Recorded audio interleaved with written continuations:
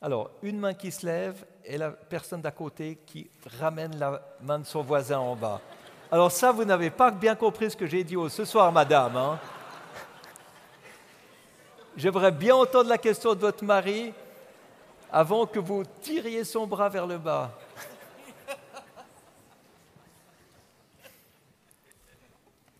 Elle me faisait changer d'altitude immédiatement. Oui. Tout d'abord, bravo, parce que Solar Impulse, je considère ça le plus grand exploit du XXIe siècle, de très loin. C'est non seulement une aventure humaine, mais aussi technique extraordinaire. L'autre question que j'aurais voulu vous poser, c'était, vous avez cité 1300 projets qui sont en développement. Est-ce qu'on peut les mettre ou les catégoriser dans certaines oui, grands secteurs? Oui, tout à fait. Alors, pour être précis, ce n'est pas 1300 projets en développement, c'est des projets déjà développés. Parce que je me suis rendu compte que si j'amenais des idées pour le futur au gouvernement, les politiciens me diraient « revenez dans le futur ». Donc, je veux leur amener des solutions qui existent, qui sont déjà ou bien commercialisées, mais pas assez connues, ou bien juste au début de la commercialisation. Donc, c'est quelque chose de totalement réel qui existe aujourd'hui. C'est rentable et ça protège l'environnement. Et ce sont des systèmes, des produits, des matériaux, des appareils, des sources d'énergie, des logiciels qui sont actifs dans le domaine de l'eau, de l'énergie, de la mobilité, de la construction, de l'agriculture. Je crois que j'en ai oublié un. Il y en a 6. Agriculture, construction, mobilité. J'y arrive plus. Agriculture et industrie, construction et mobilité, énergie et eau. Voilà, les 6 domaines dans lesquels on est. Donc, pour vous donner un exemple, Solvay, puisqu'on est en Belgique, qui a une semence enrobée d'une certaine substance, qui fait que quand on plante la graine, il y a besoin de beaucoup moins d'engrais, beaucoup moins d'eau, par exemple. Donc des choses qui permettent à l'agriculture d'être beaucoup plus propre et beaucoup plus efficiente et de beaucoup moins gaspiller.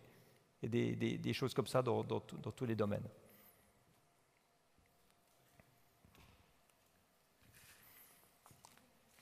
À qui le tour ?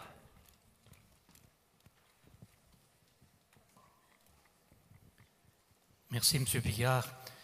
Bon, vous avez déjà reçu beaucoup de félicitations, je ne vais pas en ajouter une. Mais vous êtes un homme à succès. Parlez-nous un petit peu pour nous donner confiance par rapport à nos propres vies d'un de vos échecs. Je pourrais vous faire toute une conférence d'1 heure avec uniquement mes échecs. Quand à 14 ans, je me suis dit, bon, dans le monde de l'exploration, il n'y a plus grand-chose à faire, je vais aller dans le sport. Je me suis mis dans le judo, j'ai raté ma ceinture jaune de judo. Il faut vraiment être nul pour ça, parce que la ceinture jaune, d'habitude, ça se donne pour encourager les gens. Mon prof de gym m'a dit que j'étais un infirme moteur cérébral, qu'il espérait pour moi que je ne serais ni médecin ni ingénieur pour ne pas tuer mes clients. Bon, ça stimule. Avec ça, je me suis mis dans l'aile delta, et à mon premier vol en aile delta, je me suis écrasé dans un toit de maison. Un petit peu difficile de convaincre ma famille de continuer, enfin, etc. J'ai continué avec des succès, avec des échecs. Si Breitling Orbiter 3 a fait le tour du monde, c'est qu'il y avait le 1 et le 2.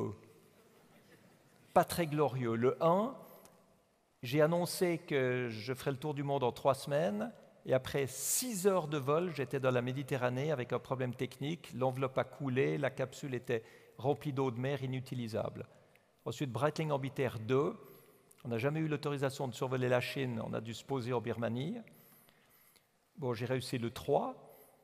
Solar Impulse 1, je m'y suis pris trop tard pour apprendre à piloter des avions, parce que je n'étais pas pilote d'avion. André, lui, était pilote de chasse, pilote professionnel. Pour lui, c'était élémentaire pour moi, pas du tout.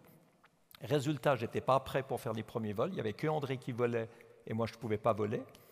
Et je peux vous dire que c'était horriblement frustrant de voir l'avion que j'avais imaginé voler, puis moi, j'étais au sol, parce que je n'avais pas encore été qualifié par les autorités sur cet avion.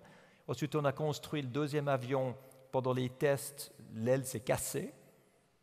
Donc, on a dû faire 2 ans de plus dans le projet. Bon, pendant ce temps, on a fait autre chose, ce qui était bien. On a rebondi sur la crise. On a traversé les États-Unis avec le premier prototype. C'est ça qui nous a permis d'avoir Google comme partenaire. C'est ça qui nous a permis d'entraîner l'équipe. Et puis, rétroactivement, je me dis, on n'aurait jamais réussi le tour du monde si on n'avait pas eu cette mission supplémentaire pour entraîner l'équipe et avoir d'autres sponsors. Donc, en fait, ce que j'ai vu, c'est que tous mes échecs, j'en ai appris quelque chose. Tous mes échecs m'ont fait changer d'altitude, lâcher du lest et trouver une autre direction. Mais sur le moment, c'est horrible. Ah oui, je ne vous ai pas encore dit que j'avais créé une société d'ULM pour aller transporter des touristes dans les plus beaux endroits du monde. Puis c'était trop tôt, je n'avais pas les autorisations, les gens avaient peur de voler, la technique n'était pas prête, les moteurs tombaient en panne, etc. Et puis j'ai arrêté, j'ai perdu tout l'argent que j'ai mis dedans et puis j'ai passé à autre chose. Donc en fait, vous pouvez toujours voir votre vie sous l'angle de ce que vous avez raté, sous l'angle de ce que vous avez réussi, mais le plus important, c'est de le voir sous l'angle de ce que vous avez appris. Ça, c'est utile.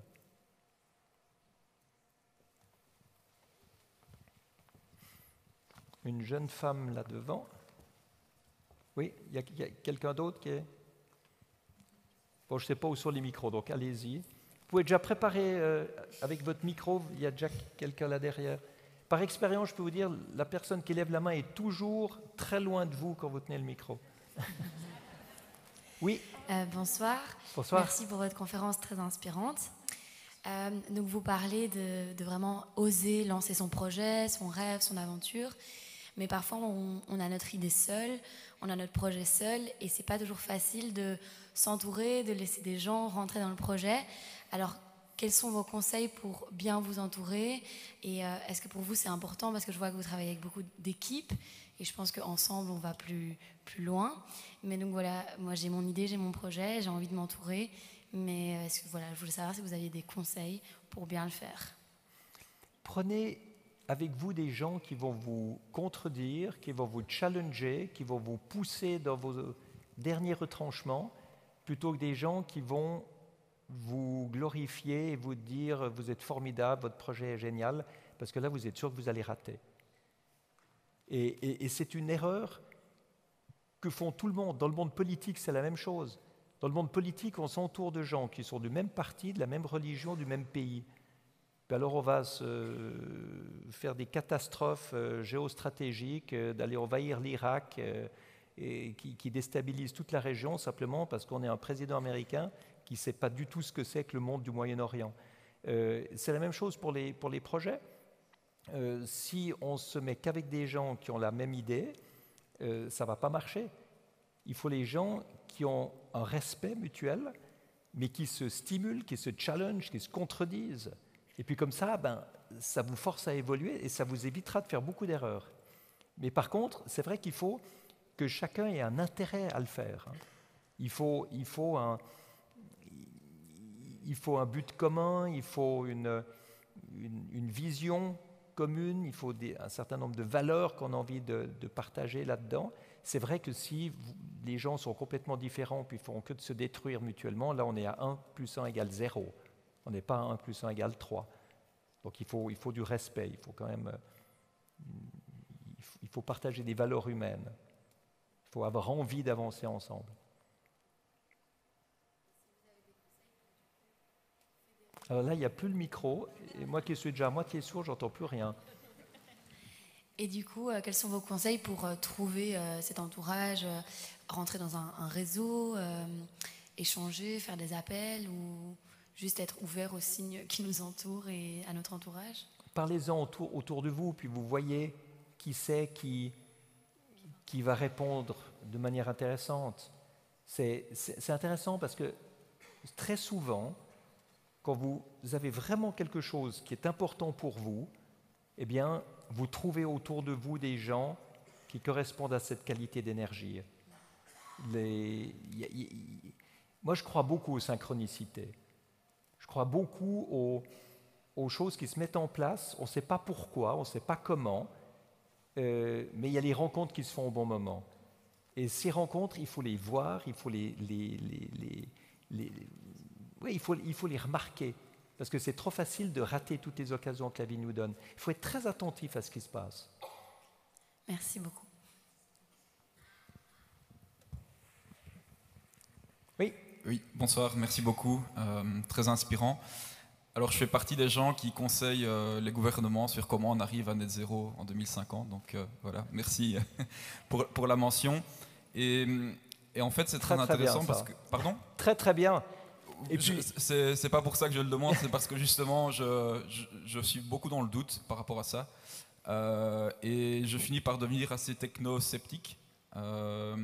Du coup, le projet que vous amenez avec la Fondation Solar Impulse, si je reste dans mes conditionnements, ce qui est très intéressant, la réponse immédiate c'est encore un techno-optimiste, oui. Alors que pour moi le changement viendra de notre façon d'être à soi, au monde, à la société, à la façon dont on vit ensemble, et la technologie pourra résoudre le petit reste. Mais du coup, c'est très intéressant parce que vous me mettez face à mon conditionnement qui est la technologie n'est pas la solution, elle peut aider, mais voilà. Et donc, quand on connaît les implications en termes de ressources sur donc le photovoltaïque, les terres rares, etc., voilà, les choses sont très présentes dans l'actualité. Quelle est votre perspective en tant qu'explorateur, en tant que découvreur, en tant que défricheur par rapport à la problématique des énergies renouvelables, des nouvelles technologies, etc., qui, si elles restent dans un paradigme existant, amèneront d'autres soucis, d'autres problèmes de consommation des ressources. Voilà, donc déjà merci parce que ça me permet de sortir de mon conditionnement et donc ça me remet en question, mais alors j'aimerais aussi avoir votre perspective peut-être plus nuancée sur ces technologies qui vont sauver le monde, pour utiliser des grands mots. Merci. J'adore votre état d'esprit quand vous posez cette question, je vous remercie. Ça me permet de préciser, mais je pense que vous l'avez remarqué dans ma manière de parler, c'est que je ne suis pas un technophile. Le technophile, il croit que la technologie va tout résoudre. Or, la technologie peut aussi bien détruire le monde que sauver le monde. Ça dépend ce qu'on en fait. La même technologie, elle peut détruire ou elle peut sauver. Et donc, ce qu'il faut, c'est effectivement travailler sur le but qu'on a. Alors maintenant, moi, ce que j'ai remarqué à travers les 1300 solutions auxquelles vous avez entièrement accès, hein, c'est open source, c'est sur le site solarimpulse.com, c'est à but non lucratif, donc allez regarder. C'est de loin pas du high-tech. C'est souvent du bon sens. Moi, je dis toujours qu'il faut être logique autant qu'écologique. Logique pour arrêter de gaspiller, arrêter d'être inefficient. Et c'est vrai qu'il faut changer notre manière d'être, changer notre manière de fonctionner, si on veut avoir une meilleure qualité de vie dans le futur. Mais changer quoi ? Alors, c'est vrai, on parle beaucoup de décroissance aujourd'hui. Il faut décroître la pollution, il faut décroître l'inefficience, il faut décroître la démesure, il faut décroître le gaspillage. C'est vrai qu'il faut décroître ça. Mais maintenant, si on parle de décroissance économique, on fera comment pour convaincre le monde entier qu'il faut se contenter de moins ? Vous avez 2 millions de gilets jaunes qui descendaient dans la rue chaque samedi en France, parce qu'on avait augmenté le prix du diesel de 8 centimes.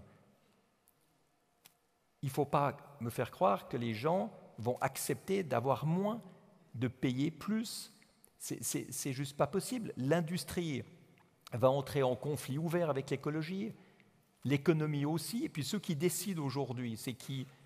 C'est le monde politique, le monde économique. Ils ont besoin de créer des emplois, sinon ils ne se font pas réélire. Ils ont besoin de faire du profit, sinon ils se font virer. Donc, il faut leur donner les moyens de créer des emplois, le moyen de payer des salaires, le moyen d'assurer la sécurité sociale pour tout le monde, le moyen de donner aux 3/4 de l'humanité qui n'ont pas notre niveau de vie la possibilité de vivre bien, et tout ça en protégeant l'environnement. Et c'est ça la gageure. Si on fait une décroissance économique, on perd tout le monde. Si on fait une croissance illimitée, on détruit la planète et on détruit l'humanité.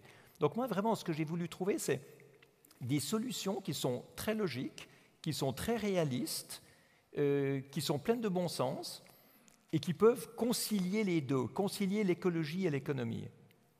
Alors si tout à l'heure vous me donnez votre carte de visite, je vous envoie mon nouveau bouquin qui va paraître le 20 octobre, qui s'appelle « Réaliste, soyons logiques autant qu'écologiques ».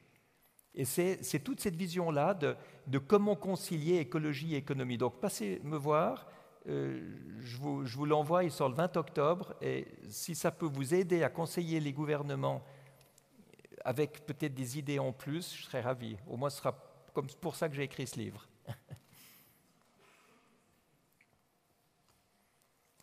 Je m'excuse, je fais toujours des réponses très très longues, mais vous avez des questions qui m'intéressent beaucoup, donc... où est le micro? Je ne sais pas où il est, donc allez-y, levez-vous et parlez. Pardon, je ne savais pas comment l'allumer, mais il était allumé. Voilà, moi je voulais rebondir sur... Attendez alors, ah oui, ici, oui, allez-y, c'est bon. Non, il y en a un autre, mais allez-y. Donc effectivement, commencer par les compliments aussi. Moi je suis extrêmement touchée aussi par ce discours extrêmement inspirant. Je pense qu'on est beaucoup dans la salle à avoir vibré. Je suis très très touchée aussi par votre énergie, mais surtout aussi pour votre humilité et votre gentillesse, disponibilité. C'est des qualités tout à fait remarquables qu'on n'a pas souvent l'occasion de voir et de côtoyer comme ça. Donc moi je suis très touchée. Merci.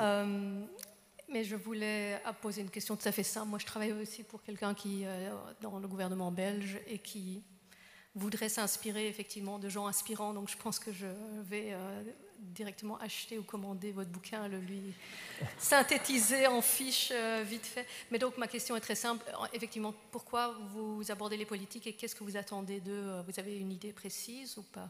Ce que j'attends des gouvernements? Oui, des politiques. J'attends des gouvernements qu'ils modernisent le cadre légal autant que les scientifiques ont modernisé les technologies. Parce qu'aujourd'hui, si vous remarquez...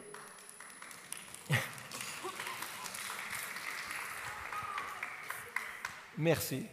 Aujourd'hui, si vous remarquez, les standards et les normes environnementaux sont tellement laxistes, parce que basés sur les technologies d'autrefois, que quand une entreprise pollue ou quand un individu pollue et qu'on le lui fait remarquer, il répond « mais ce que je fais est légal ». Et c'est vrai que c'est légal de mettre autant de CO2 qu'on veut dans l'atmosphère, de mettre autant de plastique qu'on veut dans les océans. Alors, ce n'est pas éthique, mais c'est légal. Donc, ce qu'il faut, c'est que les normes évoluent au même titre que les technologies, pour qu'on puisse simplement être plus efficient et arrêter de gaspiller. Alors, je vous donne un exemple. Il y a une des solutions qu'on a labellisées à la Fondation Solar Impulse. C'est un petit module qu'on met dans un moteur thermique de voiture pour éviter 20% de consommation de carburant et 80% d'émissions polluantes. Alors, je sais bien qu'il faut arrêter le moteur thermique, mais avant qu'on ait autre chose partout, il y aura encore 2 milliards de voitures thermiques qui vont rouler. Donc, il faut les rendre plus propres. Si vous pouvez baisser de 80% les particules polluantes, pourquoi est-ce que la loi vous permet toujours d'en avoir 100? Parce que si la loi permet toujours d'en avoir 100 et que vous pouvez en avoir 20, eh bien les gens ne vont pas acheter le nouveau système. Alors que le nouveau système, il est rentable parce qu'il vous fait 20% d'économie de carburant, donc vous rentrez sur votre investissement. Pour un chauffeur de taxi, c'est 6 mois pour rentabiliser le système. C'est ça que j'appelle une technologie rentable pour l'environnement. Et donc ce qu'il faut, c'est que les normes maintenant passent de 100 à 20. Et à ce moment-là, eh bien, tout le monde aura la nécessité d'utiliser un tel système. La start-up qui a créé ça va engager plein de monde, va commercialiser le système, va vendre ses brevets, tout le monde va pouvoir mettre ça sur toutes les voitures thermiques et on aura un air moins pollué en ville, en attendant d'avoir des voitures qui polluent plus du tout ou plus de transport public, etc. Mais c'est ça que j'attends des gouvernements. C'est d'évoluer pour créer la nécessité qui tire les technologies propres et les énergies renouvelables sur le marché. Parce qu'aujourd'hui, il faut voir une chose. On dit qu'on ne peut pas avoir assez d'énergie renouvelable pour répondre à nos besoins. Mais nos besoins sont totalement démesurés parce qu'on gaspille. Ce n'est pas seulement parce qu'on vit bien. Hein, c'est ça, c'est vrai qu'on doit apprendre à être plus mesuré, c'est vrai. Moins mégalomane dans notre monde, c'est vrai. Mais c'est surtout parce qu'on gaspille à cause de vieilles technologies. Donc, il y a tout ce qu'il faut aujourd'hui pour diviser par 2, voire par 4, les besoins en énergie de l'humanité, sans sacrifice, simplement parce qu'on utilise mieux l'énergie. Mais ça veut dire qu'ensuite, ça suffit de produire la moitié ou le quart de ce qu'on consomme aujourd'hui avec du renouvelable. Il n'y a pas besoin de produire tout, puisqu'on va diminuer la quantité d'énergie consommée. Donc vous avez totalement ce qu'il faut aujourd'hui en termes d'énergie renouvelable, en termes d'efficience énergétique et en termes de stockage pour fonctionner. Alors c'est vrai, il y aura de l'extraction de ressources qu'il faut pour faire des panneaux solaires, etc. Mais ça, c'est des choses qui peuvent être encadrées localement avec des règlements de droits humains, des règlements d'écologie, de recyclage, etc. Et puis là, on entre dans une économie circulaire où tout ça devient possible. Et surtout beaucoup plus rentable, parce que si on gaspille moins, on économise aussi de l'argent. Donc voilà la vision dans laquelle j'aimerais pousser les gouvernements à agir.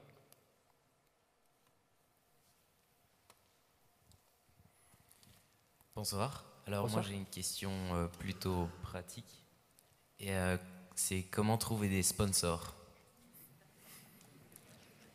Alors, très bonne question. Vous regardez sur LinkedIn, j'ai écrit un article il y a 4-5 ans, 5-6 ans, comment trouver 170 millions d'euros pour une idée folle. Et en fait, vous verrez toute la description. Mais la chose principale, c'est de motiver et pas de convaincre. Si vous voulez convaincre quelqu'un de vous aider, vous allez lutter contre la partie de l'autre qui a envie de résister.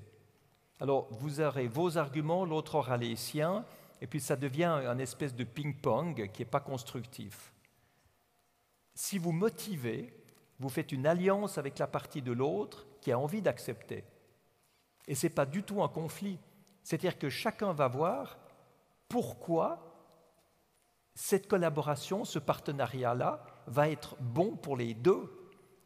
Donc en fait, un partenaire, un sponsor, ce n'est pas du tout un donateur ou un mécène. Et souvent, il y a une confusion. Parce qu'on croit que si on a une merveilleuse idée, eh ben, tout le monde doit se mettre à courir vers nous pour nous amener de quoi accomplir cette idée. Mais non, c'est peut-être pas dans leur intérêt de le faire. Donc il faut vraiment voir quel est l'intérêt. Avec Solvay, c'était passionnant les premières rencontres avec Jacques Van Rijk Worsel. Parce que je ne venais pas demander de l'argent, je venais proposer un partenariat. Et puis qu'est-ce qu'il y aurait dans ce partenariat ? Ben, il y aurait une possibilité de soutenir financièrement l'équipe pour démarrer, mais il y avait toute la partie recherche et innovation chez Solvay, il y avait toute la partie de trouver des nouveaux matériaux, quels étaient les apports que Solvay pouvait mettre dans l'avion. C'était un vrai partenariat. C'est pour ça que c'est devenu une amitié. Parce que chacun, finalement, renforçait l'intérêt commun d'être dans ce projet. Moi, je me rappelle, il y a quelqu'un qui m'a dit je ne sais pas si ce projet est possible, mais j'aimerais être avec toi pour essayer de le rendre possible. Ça, c'est magnifique. C'est ça le vrai partenariat. Le sponsor, c'est un petit peu différent. Le sponsor, vous devez chiffrer ce que vous donnez. Alors, vous devez garantir à l'avance qu'il y aura X minutes de télévision, X milliers de visiteurs qui viendront voir votre projet, etc. C'est très compliqué pour un projet de pionnier. Ça marche pour le golf, la Formule 1 et le football.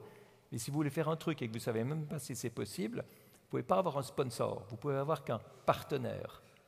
Ou bien alors, vous avez la chance du ciel et vous trouvez un mécène.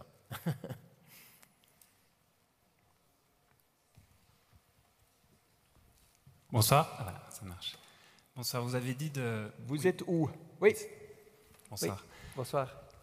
Vous avez dit de se lancer dans le futur, de lâcher du lest, de ne pas être victime de son passé.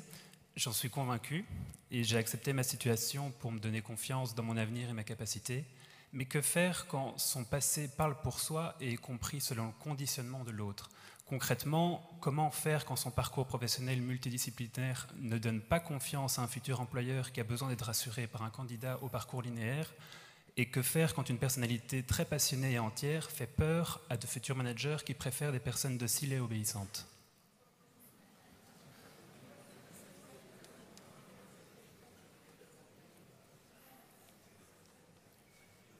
C'est intéressant parce qu'en fait, vous posez cette question en la lisant. Vous êtes vraiment convaincu de ce que vous dites là? Devant tant de personnes, je ne voulais pas rater ma question. Non, mais c'est intéressant parce que vous l'écrivez, vous la posez comme ça, comme si c'est quelque chose qui est gravé dans le marbre, qui est fixe, qui est tellement inscrit dans le passé qu'il va être probablement en continuité dans le futur. Et je ne suis pas sûr que vous vous laissez la possibilité que le futur soit autrement que ça. Je pense que vous pouvez être plus spontané. Vous pouvez, par exemple, auprès d'un employeur, lui montrer que vous avez des expériences que lui n'a pas, que vous pouvez lui apporter quelque chose, que si vous n'êtes pas dans le moule exact, eh bien, peut-être que vous ne serez pas bien pour ce poste exact, mais vous serez super bien dans un autre poste qui sera justement celui de la remise en question, celui qui peut peut-être fédérer l'équipe sur d'autres valeurs, etc. Je pense que c'est très très important pour vous de laisser le futur beaucoup plus ouvert et de vous dire qu'il y a peut-être justement des employeurs qui seront ravis que vous soyez différents, ravis que vous pensiez autrement, ravis que vos expériences passées soient différentes des candidats habituels qu'on lui propose. Mais à ce moment-là, il ne faut pas que vous essayiez d'être conventionnel et vous de vous mouler dans une forme qui convient à l'autre. Je pense que vous devez assumer d'être ce que vous êtes, d'être différent, d'être peut-être fantaisiste, d'être peut-être créatif, d'être autre chose que ce que l'autre imaginait que vous seriez. Et la surprise, parfois, ça crée des rencontres extraordinaires. Moi, je me rappelle, une fois, on devait engager une personne à la fondation. On a 3 personnes qui se sont présentées. Chacune parfaite. On les a engagées les 3 parce que chacun était complètement différent de ce qu'on imaginait. Donc, on ne pouvait pas en prendre qu'une parce que chacun représentait quelque chose de formidable. En fait, il faut laisser la surprise agir, laisser la spontanéité agir, autant chez l'employeur que chez vous. Surtout, vous ne conditionnez pas en croyant en imaginant ce que l'employeur va penser. Il pense peut-être complètement autre chose que ce que vous croyez.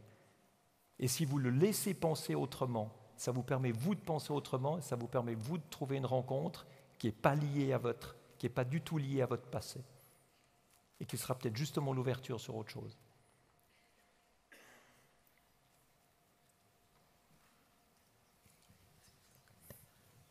Bonjour Bertrand.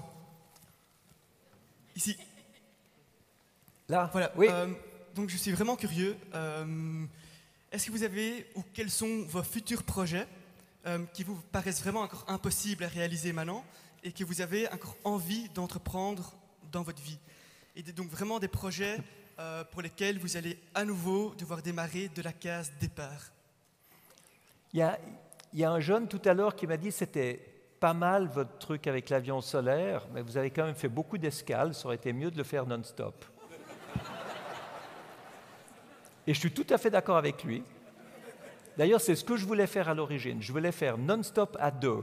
Et la technologie permettait de faire tout seul, en changeant de pilote de temps en temps, et avec des escales. Donc c'est vrai que si je peux le faire une fois, non-stop, en biplace, je trouverais ça génial. Pour l'instant, c'est encore un peu compliqué. Et puis pour l'instant, je suis encore un peu toujours dans mon projet Solar Impulse précédent, parce que le côté symbolique, c'était très bien, mais maintenant, on est dans le côté pratique d'amener des solutions au gouvernement. Et puis ça, je pense que je vais encore être pris un certain temps là-dedans. Donc, mon rêve maintenant, en fait, c'est d'influencer les gouvernements. Allô? Oui. Moi, j'avais une question. Vous êtes où? Ici. Oui. J'avais une question concernant les jeunes qui n'ont pas d'idée, enfin qui sont en panne d'idées et qui, par exemple, pendant votre film là maintenant, séchaient sur la question de quelle est mon histoire, quel est mon avenir. Est-ce que c'est des gens qui ont oublié ce qu'ils voulaient faire ou qui sont perdus avec cette question-là? Vous savez, parfois c'est des gens qui ont oublié, parfois c'est des gens qui sont perdus, parfois c'est des gens qui ne savent pas qu'il y a autant de directions possibles. On est terriblement conditionnés dans notre monde. on doit faire un certain nombre de trucs. On a fait telles études, donc on doit faire tel métier. Mais ce n'est pas vrai. Moi, j'ai fait médecine, psychiatrie, puis maintenant, je fais complètement autre chose. On peut très bien changer, on peut très bien faire autre chose. Donc, ce qui est important, c'est de voir tout ce qui existe. Tout ce qui existe.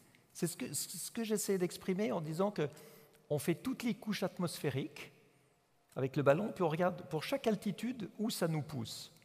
Puis ensuite, on revient à celle qui nous convient. Je pense qu'il y a aussi un travail comme ça à faire pour trouver sa voie, qui est de voir l'entier de l'offre. Qu'est-ce qu'on peut faire comme métier? Puis si on ne peut pas le faire en Belgique, on peut peut-être le faire ailleurs. Il y a peut-être un autre endroit pour le faire. Et puis, parfois, je vais vous dire, parfois on a des obstacles psychologiques. On a vécu des traumatismes, on a vécu des déceptions, on a vécu des problèmes de développement affectif, etc. Et puis, si on veut arriver à trouver la voie qui nous plaît, il faut parfois faire une psychothérapie. Moi j'ai vu des gens, vous savez, moi j'ai soigné pendant 20 ans des patients qui venaient me voir. Parfois, c'est qu'ils étaient en crise et puis ils avaient peur de changer et puis je les accompagnais pour avoir confiance dans le changement. Et puis parfois, c'est les gens qui étaient paumés et puis qui ne savaient pas où ils en étaient. Et parfois, c'est vraiment des blocages psychologiques ou des problèmes de développement affectif. Et c'est un courage extraordinaire de venir consulter. Et ça aussi, c'est un changement de paradigme. Parce que souvent, on dit « Ah, ceux qui vont chez le psy, c'est qu'ils sont malades. » Non, pas du tout. C'est les seuls qui sont sains. Parce que ceux qui ne vont pas chez le psy parce qu'ils ont peur en se disant « Moi, j'arrive tout seul », ben, ils ont beaucoup plus de problèmes. Il vaut beaucoup mieux aller se faire aider. Beaucoup mieux se faire aider. Et puis, il y a aussi autre chose que j'aimerais vous dire. C'est que ceux qui ont des problèmes d'adaptation à notre monde d'aujourd'hui, eh ben, c'est peut-être les gens qui sont normaux. Parce que notre monde d'aujourd'hui, ce n'est pas un monde qui est sain, ce n'est pas un monde qui est normal, et ce n'est pas normal de le trouver bien. Ce n'est pas normal d'accepter ce qu'on voit ici, cette pollution, cet égoïsme, ces inégalités, ces clivages politiques gauche-droite, ce laxisme dans certains domaines, cet extrémisme dans d'autres domaines. Enfin, c'est un monde, enfin moi en tant qu'explorateur, j'ai envie de le changer, ce monde. Alors, ceux qui ne sont pas contents de ce monde, moi je trouve que c'est bien. Il ne faut surtout pas qu'ils se culpabilisent. Mais par contre, il faut passer à l'action. Parce que regarder un monde qu'on n'aime pas et puis se dire je ne veux rien y faire, eh ben ça amène la dépression. Ça amène des angoisses. Donc ce qu'il faut, c'est se dire ok, j'aime pas ce monde, qu'est-ce que j'aime pas, qu'est-ce que j'ai envie de changer, et puis vous le changez à votre niveau. Alors, vous ne pouvez pas tout de suite aller parler avec le président chinois, mais vous pouvez parler à votre voisin. Vous pouvez mettre un truc sur Twitter, Instagram ou Facebook. Vous connaissez peut-être quelqu'un qui connaît un journaliste, et puis vous pouvez peut-être lui proposer d'écrire un article sur quelque chose. Vous connaissez peut-être un élu local, puis sinon, vous pouvez toujours aller essayer de le rencontrer. Puis si vous ne pouvez rien faire de tout ça, vous pouvez vous enchaîner à la grille du Parlement, vous appelez Greta Thunberg, et puis ça marche très bien. Donc, vous avez toujours la possibilité de faire quelque chose. Mais ce qu'il faut, ce n'est pas abandonner en se disant « le monde est foutu, je n'ai pas ma place dans ce monde, donc je décroche ». Parce que ça, c'est pathologique. C'est pathologique de décrocher. Ce qu'il faut, c'est se mettre en mouvement. Bon, là, je vais me répéter, mais enfin, je suis tellement passionné par ce sujet. Agir contre ce qu'on n'aime pas, mais à son niveau. Et puis si on s'appelle le Premier ministre de quelque chose, bon, on discute avec d'autres premiers ministres. Si on est à l'école, on discute avec ses copains d'école. Si on est dans un quartier, on discute avec ses voisins. Mais c'est tellement intéressant de voir l'émulation que ça fait à partir du moment où on partage une passion, où on partage un but, où on partage une vision, où on partage une rage. On peut partager une rage. On peut partager une angoisse.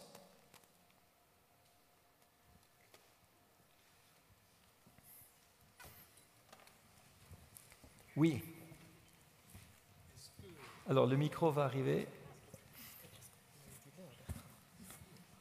Bon, moi ça ne me gêne pas parce que j'ai mon avion, je crois, à 9h demain matin.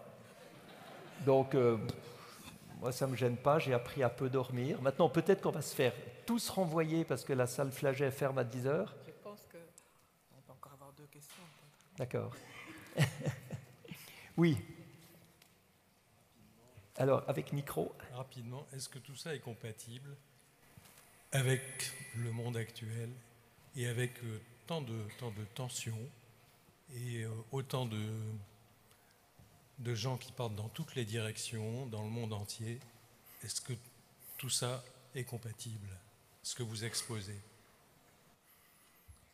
Moi, je pense que oui, parce que souvent, quand vous amenez quelque chose de nouveau, qui est un changement de paradigme, les autres sont intéressés. Moi, quand je vais parler à des chefs de gouvernement ou des chefs d'État de cette vision rentable de protéger l'environnement, ils m'accueillent à bras ouverts, parce que ce qu'ils n'aiment pas, c'est qu'on leur parle de la nécessité de protéger l'environnement sans leur donner de solution, parce que là, ils sont perdus, ils ne savent pas comment faire. Alors maintenant, par rapport à la société, par rapport aux jeunes, enfin, je ne sais pas, chaque situation est différente. Donc finalement, chaque situation est une aventure. Et je pense qu'il y a peu d'aventures qu'on peut faire tout seul. Donc il faut se faire aider. On se fait une psychothérapie, on passe à la Fondation Benoît, on travaille avec des amis, on travaille avec des associés, on travaille avec des partenaires, on travaille avec qui on peut pour mettre en mouvement quelque chose. Maintenant, je ne peux pas dire de manière générale si chaque chose est compatible avec le monde d'aujourd'hui, mais le monde d'aujourd'hui, c'est un monde qui ne satisfait pas beaucoup de gens, si on regarde. Comment ? Mais il y a des décalages épouvantables. Ils sont importants à la fois dans les lieux, à la fois dans le temps. Oui. Alors, qu'est-ce qu'on veut faire face à ces décalages? On essaye de faire quelque chose ou on se dit c'est foutu, on ne fait plus rien? Je pense que si on se dit c'est foutu, on ne fait plus rien, on sombre et notre vie n'a pas de sens. Moi, je pense que le sens de la vie, c'est d'essayer d'améliorer sur le plan éthique, sur le plan humaniste, sur le plan de la sagesse, sur le plan de la bonté, sur le plan de la générosité, de la conscience, améliorer la situation dans laquelle on est. Alors ça peut être tout seul, on peut être un ermite. Mathieu Ricard, il passe quelques mois par année tout seul dans son ermitage en Asie, dans l'Himalaya. C'est magnifique et il travaille sur lui, mais ensuite il revient dans la vie et puis il vient en parler à d'autres et puis il essaie de mettre en mouvement ces valeurs d'amélioration et d'évolution. En fait, moi je crois profondément à l'évolution de l'être humain. L'être humain, il vient de je ne sais pas où et il va je ne sais pas où. Mais entre les deux, il a une mission. C'est celui de mettre plus de sagesse, plus de bonté, plus de conscience, plus de compassion, plus d'empathie autour de lui. Alors, ou bien on y arrive parce qu'on a envie de le faire, ou bien on ne veut pas le faire. Et puis on est égoïste, on est psychopathe, on est pervers, on est n'importe quoi. Et puis c'est ces deux mouvements-là qui se croisent dans la vie parce que le monde est fait de dualité. Il y a de tout dans le monde, mais toute l'incarnation est duelle. C'est pour ça que j'aime beaucoup le taoïsme et le Tao Te Ching de Lao Tzu, qui est ce premier livre de philosophie chinoise, qui constate que le monde est fait de dualité et qui recherche à recréer une unicité sur la base de cette dualité, de réconcilier les extrêmes dans une unicité. Moi, je pense que ça, c'est le but qu'on devrait essayer de trouver. Ça mettra plus de temps que 63 ans. Ça mettra plus de temps que 63 ans. Bon, moi, j'ai fait 63 ans jusqu'à maintenant. J'espère que j'aurai encore pas mal de temps pour continuer parce qu'il faut beaucoup de temps. Mais c'est peut-être pour ça qu'il y a beaucoup de générations. C'est peut-être pour ça que certaines philosophies parlent de réincarnation parce qu'en une seule vie, on n'a peut-être pas le temps de faire tout le boulot. Et c'est pour ça qu'il faut emmener nos enfants, emmener les jeunes, emmener notre entourage dans cette direction-là.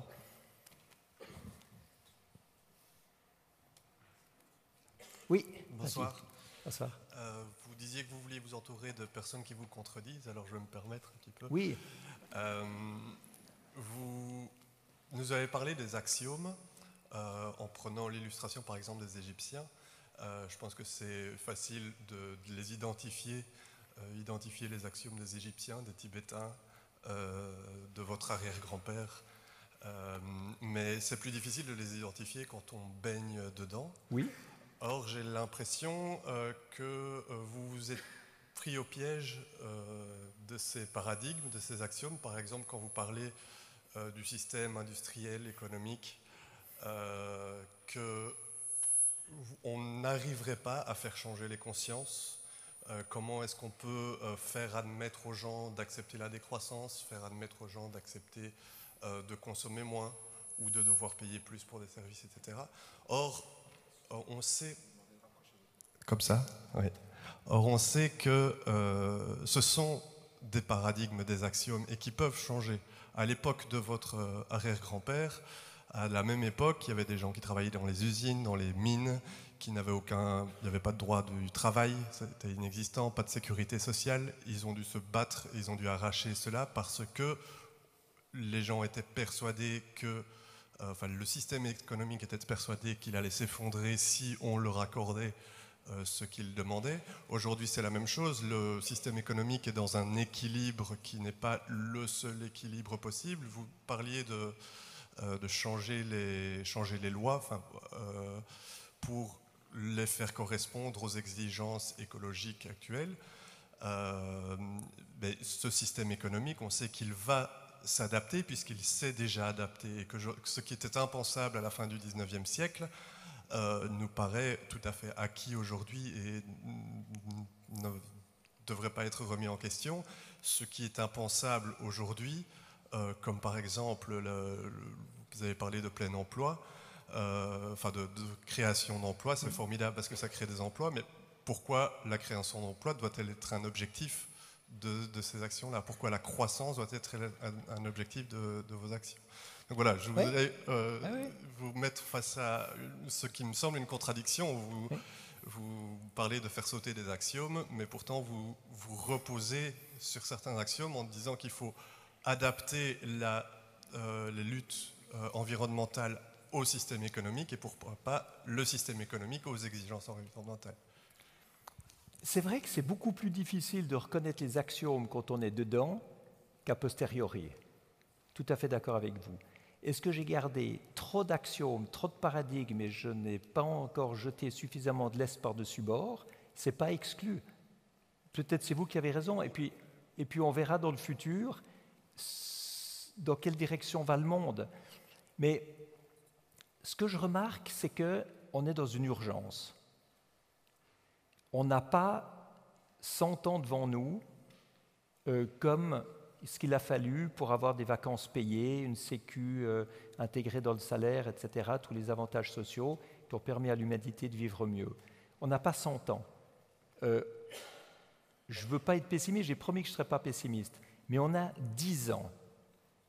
On a 10 ans. Quand on voit la quantité de CO2 qu'on met dans l'atmosphère et la rapidité exponentielle à laquelle les changements climatiques se font, il faut changer en 10 ans. Donc ce n'est même pas 2050, c'est 2030. Est-ce que vous avez le temps de faire changer les consciences en 10 ans? Est-ce que vous avez le temps d'éduquer une nouvelle génération en 10 ans? Non, moi je ne pense pas. Par conséquent, il faut faire ce travail, bien sûr, parce qu'on aura besoin de tous ces jeunes qui deviendront les dirigeants dans 40 ans. On a besoin de ça. On a besoin d'être plus mesuré, on a besoin d'être moins égoïste, on a besoin d'arrêter de consommer n'importe quoi. Oui, tout à fait. Mais dans les 10 ans qui viennent, on fait quoi? Ceux qui dirigent, ceux qui ont le pouvoir, ce n'est pas vous et moi. C'est ceux qui sont à la tête des pays, à la tête des entreprises et à la tête des systèmes financiers. C'est ceux qui investissent. Ceux-là, vous leur dites quoi? Vous leur dites qu'il faut changer votre système parce que ça nous mène au chaos. Ils vous diront « cause toujours, nous on continue ». Et je ne pense pas que vous les ferez changer avec ces arguments-là. Par contre, vous les ferez changer de manière de faire quand vous leur montrerez que vous pouvez leur permettre d'arriver au même but de création d'emplois, de profit, d'investissement, de rentabilité, mais de manière propre, de manière efficiente, avec des nouveaux processus, des nouveaux procédés, des nouvelles manières de faire. Et je pense que ça changera beaucoup plus vite. Alors, je ne dis pas du tout qu'il ne faut pas être sobre, qu'il ne faut pas de sobriété, etc. Je ne dis pas ça. Je dis que ce n'est pas un argument qui va faire changer le monde. Parce que c'est de la philosophie sans psychologie. C'est de la philosophie parce que c'est à ça qu'on devrait tendre, mais il n'y a pas de psychologie parce que ce n'est pas comme ça que l'être humain fonctionne. Et même si vous arrivez à convaincre les gens en Suisse, France et Belgique et Allemagne de consommer moins, de produire moins, de gagner moins, de faire des sacrifices, d'avoir un système économique qui se ralentit, d'avoir moins de salaire, plus de chômage, etc., vous n'arriverez jamais à convaincre, enfin, bon, vous n'arriverez jamais, peut-être que je m'avance trop, mais enfin, je ne vois pas comment vous pourrez convaincre les 3/4 de l'humanité dont le seul but est d'avoir ce que nous on a. Vous ne pouvez pas leur dire, vous n'allez pas vous développer, vous devez rester dans l'état où vous êtes maintenant. Il ne faut pas avoir d'énergie, il ne faut pas avoir de voiture, il ne faut pas avoir de maison, mais ils vont vous rire au nez. Et c'est pour ça que mon nouveau bouquin, il s'appelle Réaliste. Parce que j'essaye de voir ce qui est réalistement faisable aujourd'hui pour les 10 ans qui viennent. Et puis pendant ce temps, mais mettez en place tout ce qu'il faut pour changer les consciences. Oui, il faut. Mais moi, je n'ai pas le temps. Donc, je pars au plus pressé. Vous changez les consciences. Ce sera prêt dans 40 ans. Moi, je ne serai plus là. Mais si vous avez réussi à changer les consciences, le monde sera sûrement mieux avec un changement de fonctionnement. Mais en attendant, il faut vraiment se bouger, arrêter de polluer, diviser par 4 la consommation d'énergie, partir en économie circulaire, partir avec des énergies renouvelables, partir avec tout ce qui nous permet d'être plus écologiques. Et ça séduit les gouvernements, ça séduit les entreprises parce que c'est des nouvelles opportunités de business et ça permet de faire de l'économie circulaire et c'est rentable. Donc vous aurez beaucoup plus de gens qui vous soutiendront et qui seront d'accord de changer et qui seront d'accord de changer vite. Moi c'est le pari que je fais. Je ne sais pas si j'ai raison, mais c'est le pari que je fais. Mais j'écoute toujours les remises en question, j'écoute toujours ceux qui pensent autrement, parce qu'en fait, ça me permet peut-être d'être plus ouvert à d'autres manières de faire. Je suis content. Merci pour votre question.